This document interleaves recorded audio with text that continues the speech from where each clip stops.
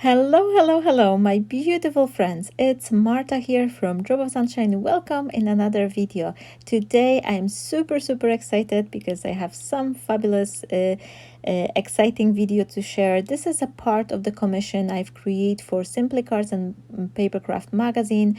I was asked by lovely editor Becky to create this one sketch 3-way articles back again.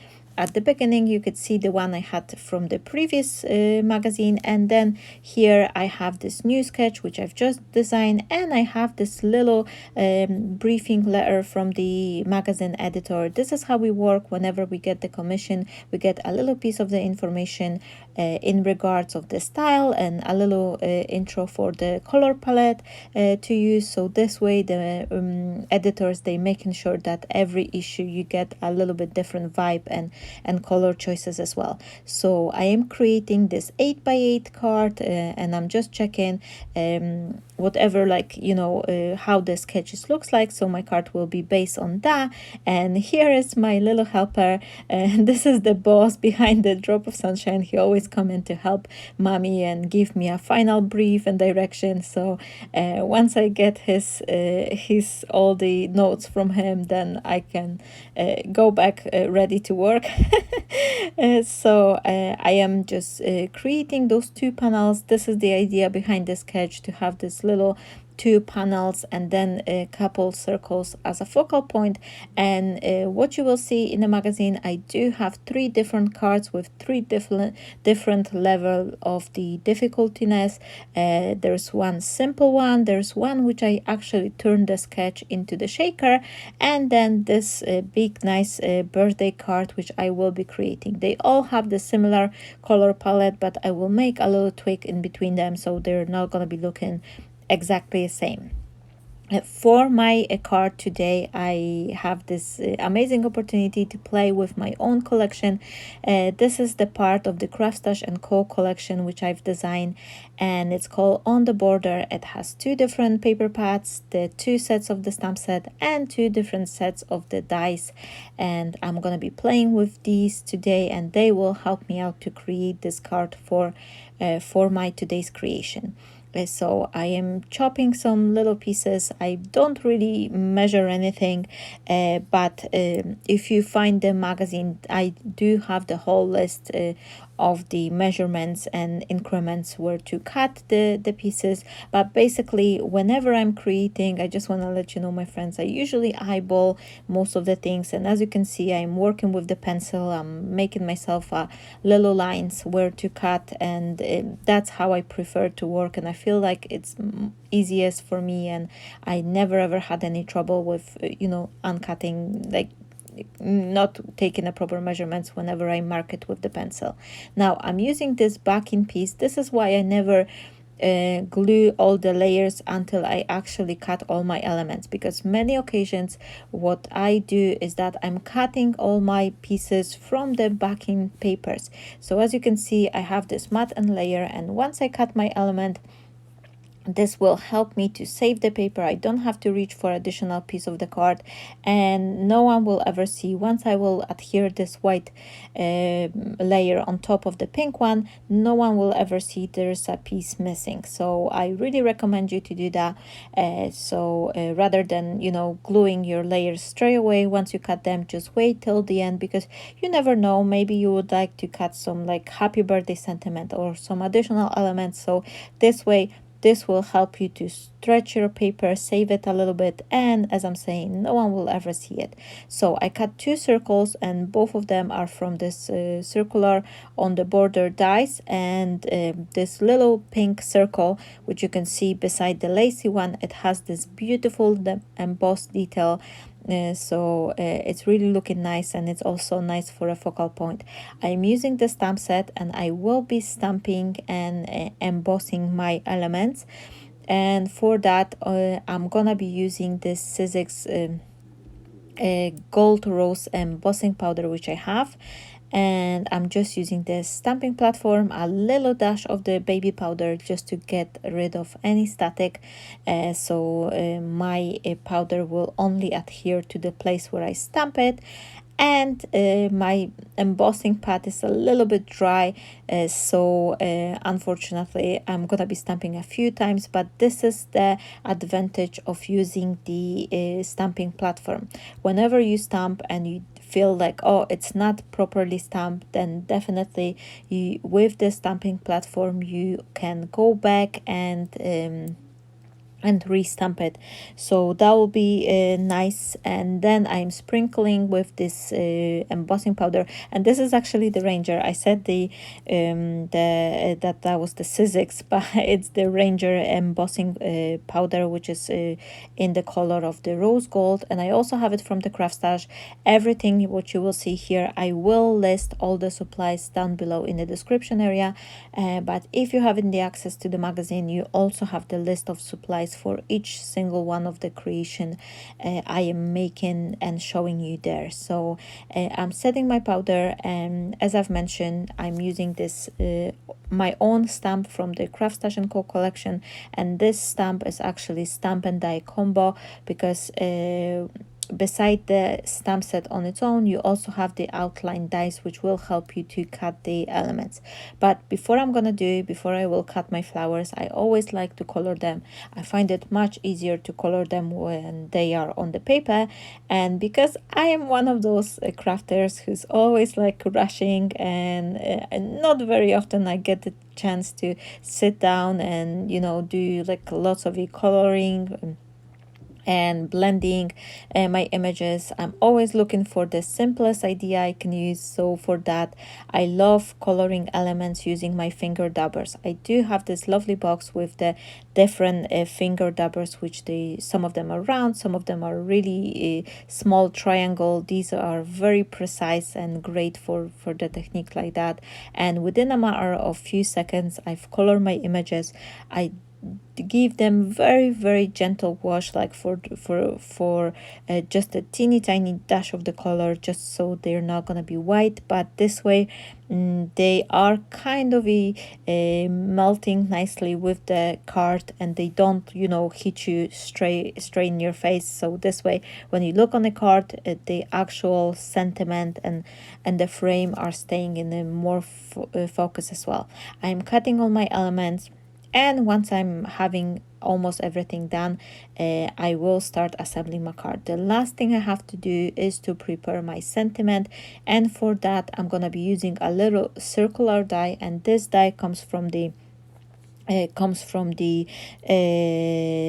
Creative Craft nested circle die set, which has 24 dice there, so that'll give me a plenty chance to pick up the right one to fit inside of this embossed circle from my own collection. And I'm gonna be making sure that the sentiment will fit there nicely. And this is the tip for you, my friends, that whenever you're planning to die cut your stamped image and you're putting couple stamps together, always check with the die itself whether it's matching, because the last thing you want to do, you want to stamp your sentiment and then you're putting down your die and it turn out that the piece of the sentiment is gonna be chopped off because it's not fitting there nicely, or it's too large, too small, too much squeeze. So that's why I'm always checking with the sentiment to the die with the sentiment to make sure they both like looking nicely and it's got this nice appealing visual look. So once I'm gonna be setting the powder, I will use my little die cutting machine to cut this circle, and then all the elements for my cards are ready, so I will be able to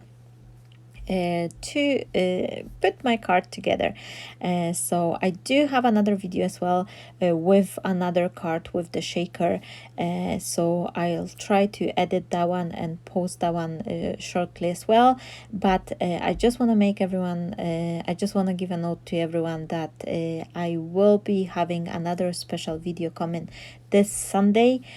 So if you're curious to see what am I gonna be creating and what it's gonna be the video, definitely please make sure you subscribe to my channel and you hit that notification bell, so this way you're not gonna be losing on any posts I am making and uploading a new videos. So I am gluing all my elements with the help of the double-sided tape and a dash of the liquid glue. This is my preferred choice for gluing elements. I always feel that the double-sided tape, especially if I have those like big square rectangle elements, I always feel that the double-sided tape is give this nice clean finish. However, it's always good idea to add a drop of the liquid glue, because this way you're making sure that your elements will stay put together forever, as some of the double-sided tape, they could dry with the time. Now I am trying to see how would I like to place my composition, and once I will be happy, I will be adhering them with the help of the hot glue, and then I will rise my sentiment with a pieces of the double-sided foam tape. So as you can see, this is the idea for the card. I think it's really nice creation. It's nice big card, but at the same time it's also quite flat, so you can still pack it in the envelope and send it to someone. But as I'm saying, this is a big 8x8 card, so it's really a nice and special card for the creation. Now you can actually change the sentiment, and this could be fit for any other more occasion, not only for a birthday, but you could create it as an anniversary card or something. And then you can also turn around, because this is the work with the sketch, that you can actually mix and match and play with the idea. You could put it upside down as well and make it different way around. Obviously you'll have to turn the sentiment as well, but you could do it this way, or you could do it sideways, whatever you think it will look good. You can really alter it so many different ways. I am finishing off my flowers by adding some little pearls as well, because this is what I love to do. And now I'm just feeling like, oh, it's really too white, so I've decided to back it up with another piece of the pink color paper. And this is why I always wait with gluing all my elements, because if I will attach those two rectangular frames, I would not be able to do that. And here you can see I've cut the piece of this pink color paper, and I'm just thinking that this way it looks much better. It's definitely much better. I'm just quickly checking whether this pink color matches with the color palette, and everything looks nicely. We don't have to be like 100% on the top of the color choice, but I always like to be as close as possible, make sure that I am just making everything matching and looking nicely. Especially I really like working with those color palettes, because they are always just absolutely amazing, and I feel that they really always are put together so nice, and just I could just watch it on itself.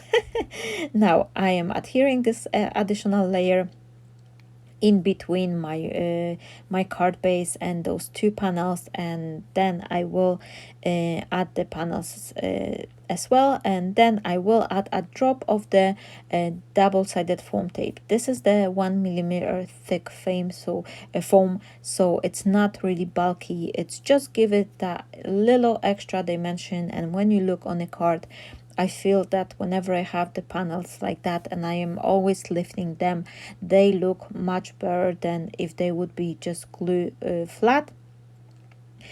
So I'm just making sure that the all is nice and straight, and they kind of is centered, so there's a little smaller gap in between them than there is all around.